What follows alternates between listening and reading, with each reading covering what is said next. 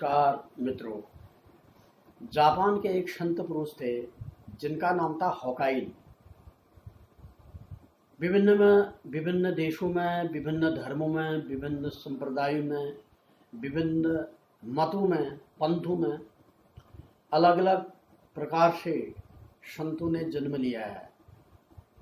सज्जन लोगों ने, हितोपदेशी, धर्मावलंबी, सत्संगी पुरुषों ने अपने ज्ञान से और अपने सच्चरित्रता से, अपने विवेक से हमेशा लोक कल्याण के कार्य किए।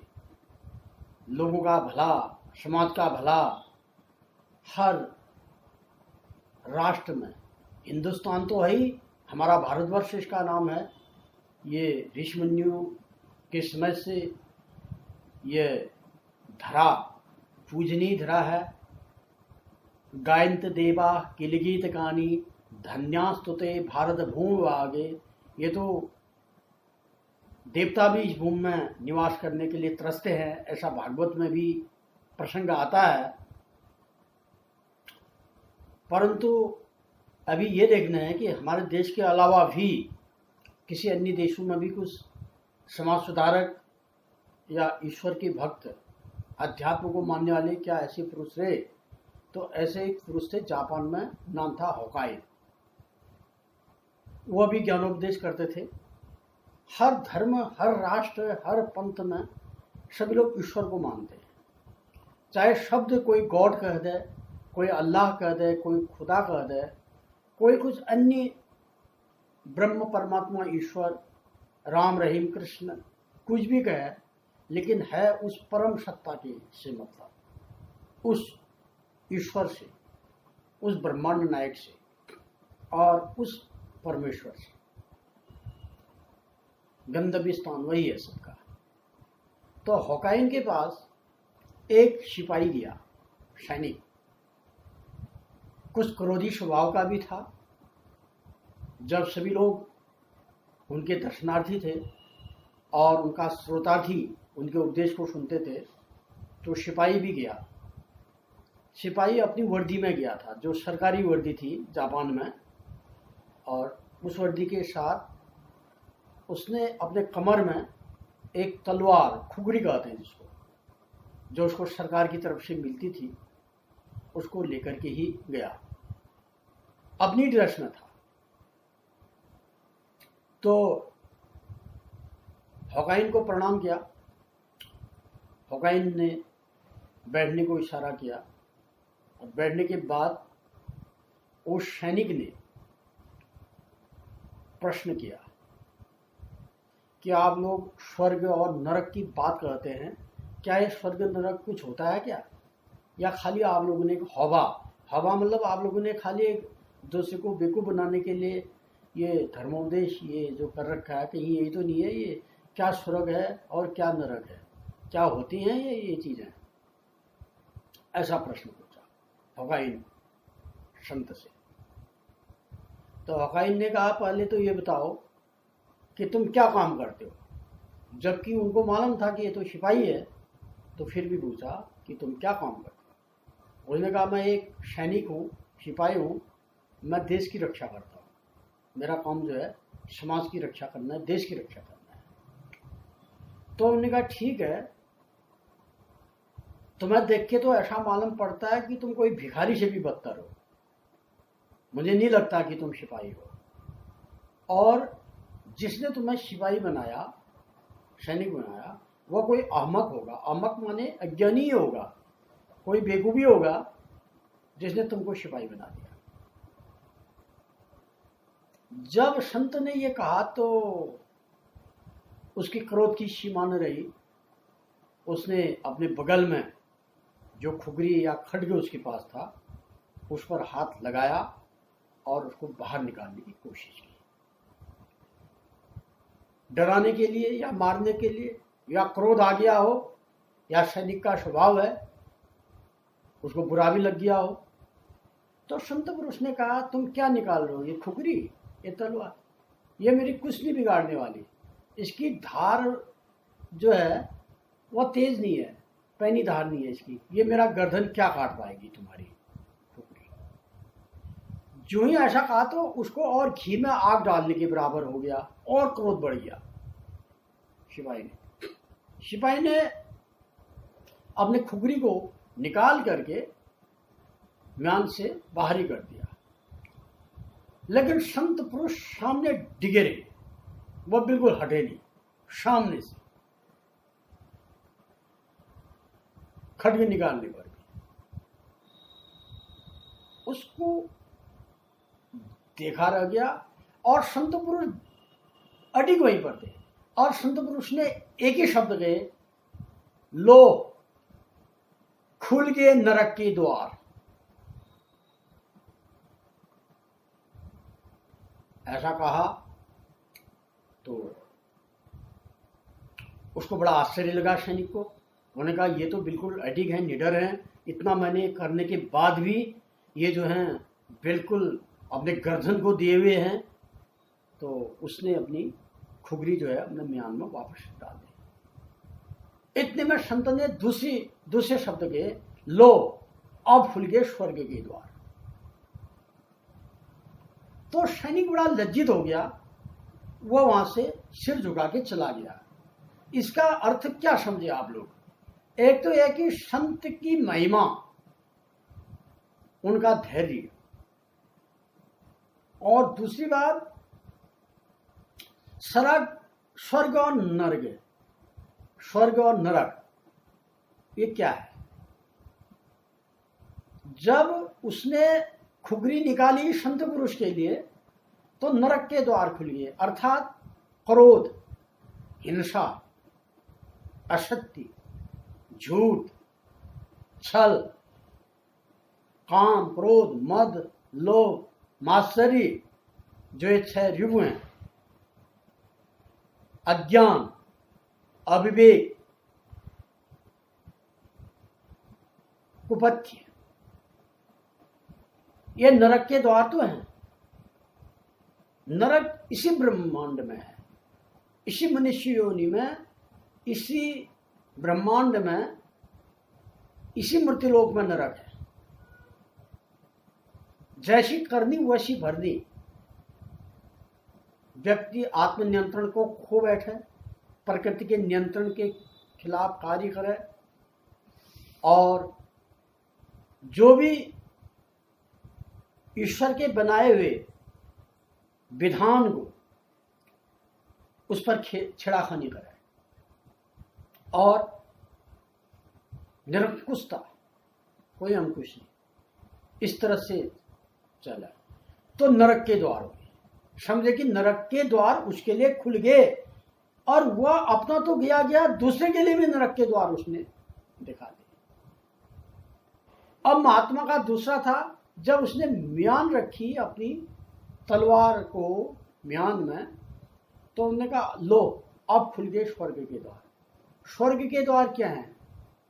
सत्य, प्रेम, अहिंसा, मर्यादा, धर्म, पुरुषार्थ, परोपकार, पुण्य, तितिक्षा, क्षमा, उद्यमशीलता, नम्रता, सदाचारिता, विद्यावान और ज्ञानी, सत्य को समझने वाला है। यही तो स्वर्ग के द्वार है, नरक के द्वार और स्वर्ग के द्वार। संत पुरुष ने यह दिखाना चाहा कि आप स्वर्ग के द्वार की बात कहते हैं, पूछते हैं, तो स्वर्ग कोई ऊंचे आकाश में नहीं है। आदमी हवाई जहाज में ऊपर आकाश में यात्रा करे तो वह स्वर्ग के द्वार नहीं है, वह स्वर्ग नहीं पहुंचा। स्वर्गारोहण तो युधिष्ठिर इत्यादि पांडवों ने किया था, क्योंकि उनको भगवान कृष्ण की शक्ति थी उनके ऊपर, वो तो जीते जी स्वर्ग गए। लेकिन हम लोग जो है क्रम मुक्ति और सद्यो मुक्ति, एक होता है सद्यो मुक्ति, सीधे आप चले जाइए बद्रीनाथ। एक होता है क्रम मुक्ति, पहले आप हरिद्वार गए, फिर हरिद्वार से गाड़ी बदली, फिर हो गई, फिर आप बद्रीनाथ गए, वो है क्रम मुक्ति। हम लोग जो हैं सांसारिक बंधनों में बंधे हुए हैं, ईश्वर को हम नहीं समझ पाते हैं। व्यक्ति अपने कर्मों का फल अवश्य भुगतेगा, जैसी करनी वैसी भरनी। नरक तो 28 बताए गए हैं गुरु पुराण में और भागवत में। तामिश्र हो गया, अंधदा मिश्र हो गया, रौरव हो गया, कुंभीबाग हो गया, इत्यादि जो नरक हैं ये 28 नरक हैं। दक्षिण दिशा में बताए गए हैं वैसे, तभी दक्षिण मुखी प्लॉट का लोग बहिष्कार भी करते हैं मकान बनाने पर, लेकिन ऐसा नहीं है।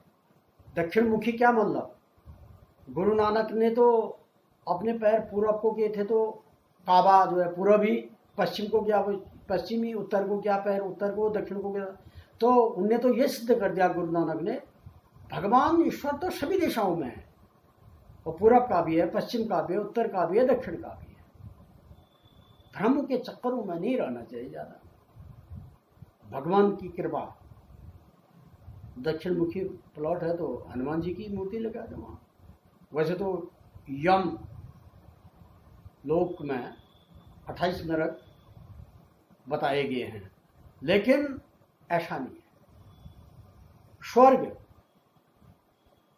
यदि ग्रस्त जीवन में व्यक्ति अपने धर्म और मर्यादा, सत्संग, भगवत भजन, ज्ञानोपदेश, गुरुजनों की सेवा, गुरुजनों का सत्संग, संत पुरुषों की सेवा, संत समागम, हरि श्रवण, कथा श्रवण और हरि कथा का गायन वादन, जो भी नृत्य करना भगवान के लिए, अपनी जिह्वा पर हरि स्मरण, तो ये स्वर्ग के द्वार है। कोई नरक के द्वार, स्वर्ग के द्वार कहीं नहीं होते। मनुष्य स्वयं ही अपने लिए स्वर्ग के द्वार खोल सकता है और स्वयं अपने लिए नरक के द्वार खोल सकता है। संत पुरुष हमेशा ज्ञान को खोजते खोजते उन्होंने अपने शरीर को नष्ट कर दिया। न उनके लिए भोजन, न पानी, मतलब योग, एक होता है योग, एक होता है भोग, एक होता है मोक्ष। और वैसे भी कह लीजिए आप, जो योगी जो होता है वो संयमी होता है। वह यदि एक टाइम भी भोजन करे तो उसके चेहरे पर चमक रहेगी, उसको भूख और प्यास का कोई नहीं, क्योंकि योगी है।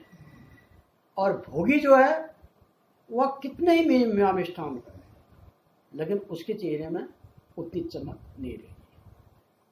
और जो आदमी न तो योगी है न भोगी है या अधिक है, भोग से बहुत अधिक चला गया है भोगते भोगते, तो वह फिर रोगी है,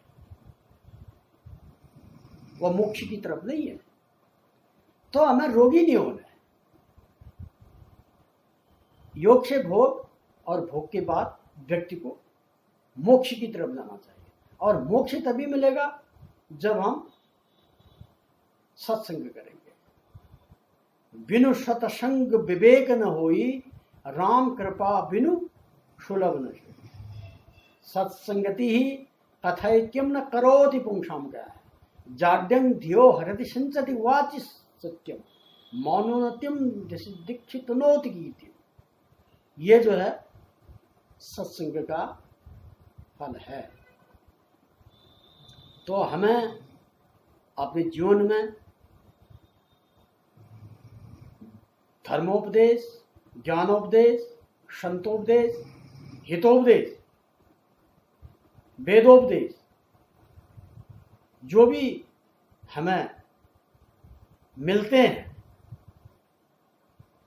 पुस्तकों के द्वारा, संत पुरुषों के द्वारा या गुरु लोगों की कृपा से, हमें उनको ग्रहण करना चाहिए और अपने जीवन में स्वीकार करना चाहिए, अपने जीवन में उनका व्यवहारिक रूप से प्रयोग भी करना चाहिए।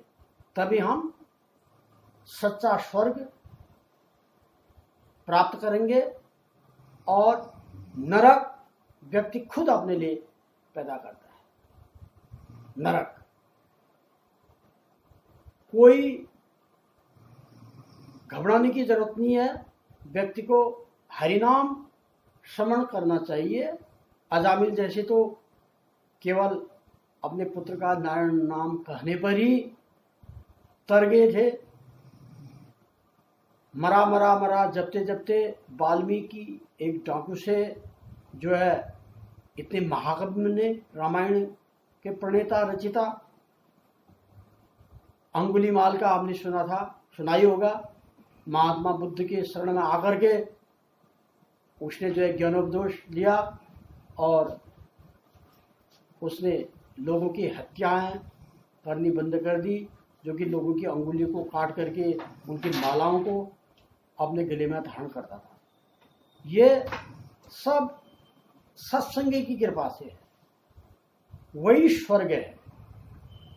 हरि अनंत हरि कथा अनंता, भगवान भी अनंत है और भगवान की कथा ही अनंत है। कथा का मतलब ही कौ धन था, जिसका कोई था नहीं है। समुद्र में गोते लगाते लगाते लगाते समुद्र में ज्ञान जो है एक बूंद पानी के समान है। यह हमें अपने जीवन में उतारना है।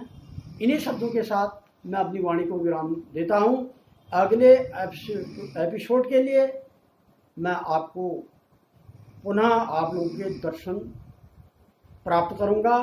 तब तक के लिए आप मुझे इजाज़त दीजिए। धन्यवाद।